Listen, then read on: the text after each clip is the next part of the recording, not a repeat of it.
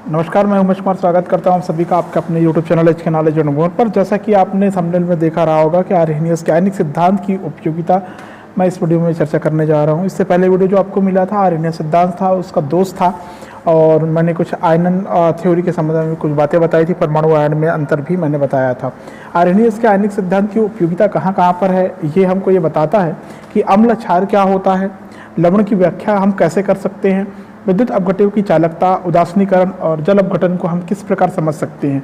ये सारी चीज़ें हमको आर्हेनियस के आयनिक सिद्धांत से पता चल जाता है। तो यूटिलिटी आप आयोनाइजेशन थ्योरी ऑफ आर्हेनियस या हाइड्रोलिसिस, देखिए फर्स्ट पॉइंट आता है इसमें विद्युत अपघटन की क्रिया या जिसको हम लोग कहते हैं इलेक्ट्रोलिसिस। इलेक्ट्रोलिसिस एक ऐसी प्रक्रिया है जिसमें विद्युत अपघटन के विलयन में धनायन और ऋणायन होते हैं। ये जैसा कि आपको पता है कि जब किसी विलयन में विद्युत धारा प्रवाहित करते हैं तो धनायन कैथोड की ओर और ऋणायन एनोड की ओर चले जाते हैं। ये हो गया, ऋणायन एनोड की ओर चले जाते हैं। ठीक है, धन आयन कैथोड पर पहुंचकर इलेक्ट्रॉन ग्रहण करके अनावेशित हो जाते हैं। उसी प्रकार ऋण आयन एनोड पर पहुंचकर इलेक्ट्रॉन देकर अनावेशित हो जाते हैं। आयनों के आवेश खो देने के कारण परमाणु उदासीन हो जाते हैं या उदासीन मूलक प्राप्त होता है। उदाहरण देख लीजिए, हाइड्रोक्लोरिक एसिड रिवर्सिबल रिएक्शन यहाँ पर दिखाई दे रहा है। जब इसमें विद्युत धारा प्रवाहित करते हैं तो हाइड्रोजन आयन और क्लोराइड आयन में विभक्त होता है। हाइड्रोजन आयन इलेक्ट्रॉन एक्सेप्ट करके कैथोड पर हाइड्रोजन परमाणु या मूलक में कन्वर्ट हो जाता है, उदासीन परमाणु में। और जो क्लोराइड आयन है ये इलेक्ट्रॉन खोकर एनोड पर क्लोराइड परमाणु या क्लोराइड मूलक के रूप में स्थिर हो जाता है या उदासीन हो जाता है। समझ में आ गया। कैथोड और एनोड पर प्राप्त दोनों उदासीन परमाणु आपस में सहयोग करके अणु बना लेते हैं और हाइड्रोजन और क्लोरीन गैस के रूप में बाहर निकल जाते हैं। देखिए, हाइड्रोजन आपस में क्रिया करके हाइड्रोजन के अणु बना लेती है, गैस के रूप में कैथोड की सहायता से बाहर निकल जाती है। क्लोरीन भी ऐसे ही क्लोरीन के अणु बनाकर एनोड की सहायता से बाहर निकल जाती है। समझ में आ गया। पहली प्रक्रिया जो था इसमें ये प्राथमिक अभिक्रिया है, उसके आधार पर ही द्वितीयक अभिक्रिया संपन्न होती है। ठीक है, आपको समझ में आ गया होगा इलेक्ट्रोलिसिस कैसे होता है। उसके बाद में आता है सेकेंड, अम्ल क्षार लवण की व्याख्या, acid, alkalis and salt, alkalis and salt के बारे में, साल्ट या लवण के बारे में आर्हेनियस ने क्या बताया था। पेपर में पूछा जाता है कि आर्हेनियस के अनुसार अम्ल क्षार क्या होता है, लवण क्या होता है, तो आपको पता होना चाहिए। देखिए, आयनिक सिद्धांत के अनुसार, इस आयनिक सिद्धांत के अनुसार आपको ऐसा बताया जाता है कि एसिड ऐसे पदार्थ होते हैं जो जल में विलय करने पर या विलयन बनाने पर केवल धनायन देता है। जैसे हाइड्रोक्लोरिक एसिड देख रहे हैं आप, हाइड्रोजन आयन के रूप में विभक्त हुआ, हाइड्रोजन सल्फाइड या फिर सल्फ्यूरिक अम्ल देखिए आपने, हाइड्रोजन आयन वहाँ पर रिलीज हो रहा है।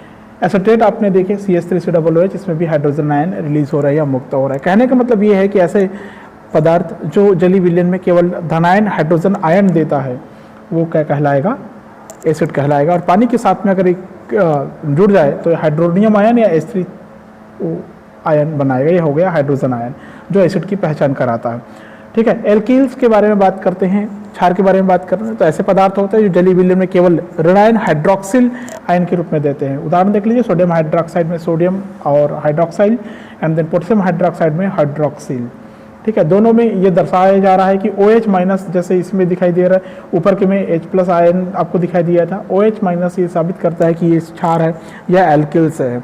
ठीक है, अम्ल के विशेष गुण हाइड्रोजन आयन के कारण और क्षार के विशेष गुण हाइड्रोक्सिल आयन के कारण होता है। नेक्स्ट ये आता है उदासीनीकरण या न्यूट्रलाइजेशन। इससे संबंधित सवाल पेपर में पूछा जा सकता है, आपको अच्छे से तैयारी कर लेनी चाहिए इसका। न्यूट्रलाइजेशन या उदासीनीकरण का मतलब होता है अम्ल और क्षार जब आपस में क्रिया करता है तो उसके विक्रिया से लवण बनता है। देखिए, उदाहरण सोडियम हाइड्रोक्साइड में जब हम हाइड्रोक्लोरिक एसिड की क्रिया कराते हैं तो हमको मिलता है एक लवण NaCl और पानी के कुछ अणु मिलते हैं। ठीक है, ये प्रक्रिया ही उदासीनीकरण कहलाती है, जिसमें लवण और पानी का निर्माण हो जाए। ठीक है, एक ऊपर देखिए आप लोग, एक लवण था और एक अम्ल था और एक क्षार था। हाइड्रोक्लोरिक एसिड अम्ल है। ठीक है, अम्ल सोडियम हाइड्रोक्साइड के साथ में क्रिया कर लिया तो क्या बना लिया, साल्ट या NaCl बना लिया। समझ में आ गया।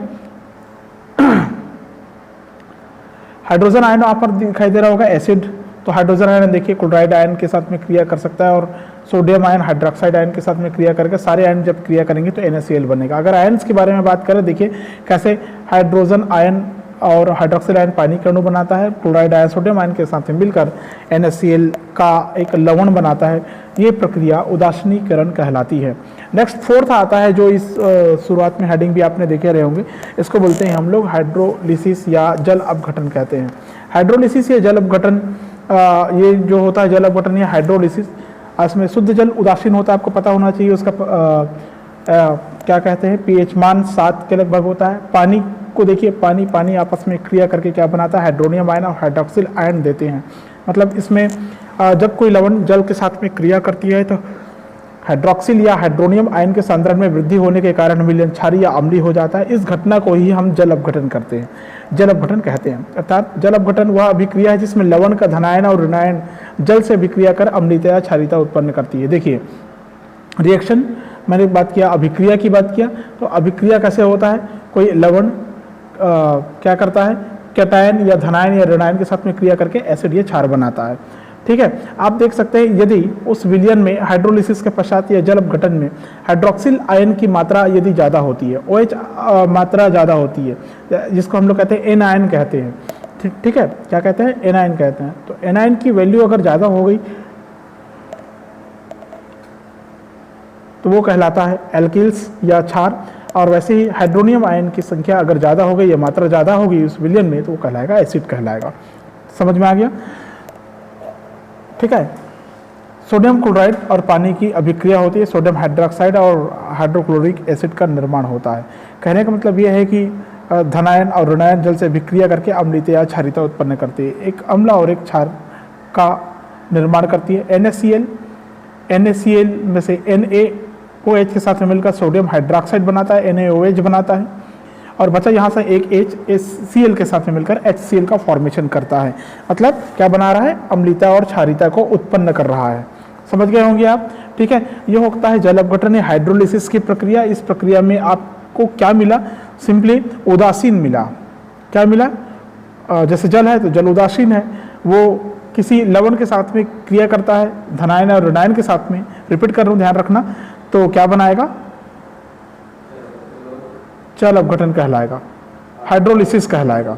बनाएगा क्या, अम्ल और क्षार बनाएगा, एसिड और बेस बनाता है या एल्कील बनाता है। यह आपको जल अपघटन की प्रक्रिया में देखने को मिलता है। देखिए इसमें कुछ कंडीशन है, पहले दुर्बल अम्ल और प्रबल क्षार के लवण, मतलब salt of weak acid and strong base के बारे में अगर बात करें कि वीक एसिड क्या है और स्ट्रॉन्ग बेस क्या है, तो कुछ उदाहरण है इसमें आपको देखने को मिलता है। Sodium carbonate, potassium cyanide, sodium bicarbonate, ammonium acetate, ये मैंने कुछ लिखा है, ये इस वर्ग के उदाहरण हो सकते हैं। जैसे CH3COONA की बात करें तो इसमें जल अपघटन की क्रिया का अध्ययन अगर करते हैं तो ये दुर्बल अम्ल और प्रबल क्षार का लवण होता है। CH3COONA क्या होता है, दुर्बल अम्ल और प्रबल क्षार का लवण होता है। इसका अपघटन कराते हैं तो देखिए कैसे अपघटन होता है। पानी हाइड्रोनियम आयन जो बना हुआ है एसिटिक एसिड को अलग कर देता है, मतलब कम आयनित होता है, लेस आयोनाइज्ड होता है, याद रखना। ठीक है, पानी के अणु उसमें बाहर निकलता है।